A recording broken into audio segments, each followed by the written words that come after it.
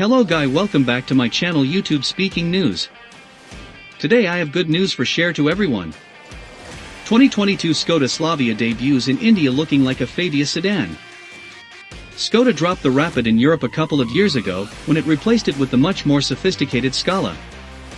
In Russia, the model is still on sale following a heavy makeover to bring it in line with the model sold on the old continent, and you can still get one in China where it's locally made by the SAIC-VW joint venture. As for India, the affordable family car was discontinued recently to make room for this, the Slavia. Named after the first bicycle launched by Skoda's founding fathers Václav Laurin and Václav Klement, the new spacious sedan looks more or less like a Fabia with a trunk lid. Alternatively, it bears a striking resemblance to the Volkswagen Virtus, which is a model sold in South America where it essentially serves as a Polo sedan.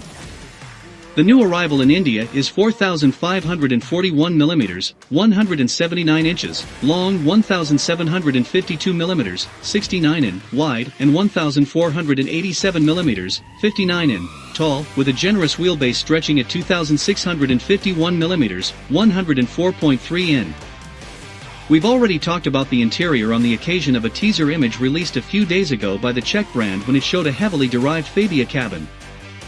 It's a massive improvement over the old Rapid, and we'd argue it also looks more upmarket than Skoda's other Indian car, the Kushaq compact crossover.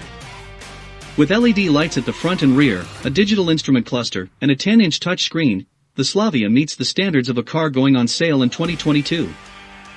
It even has ambient lighting and leather-wrapped ventilated front seats, along with the high level of practicality you'd expect from a Skoda, such as the 521-liter cargo capacity extendable to 1,050 liters by folding the rear seats.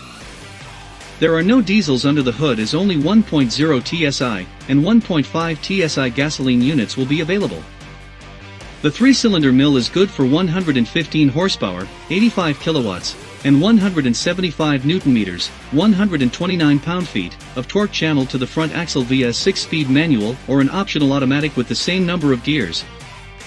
Step up to the 4-cylinder unit and you get 150 horsepower, 110 kilowatts, and 250 Newton-meters, 184 lb-ft delivered through a 6-speed manual or a 7-speed DSG.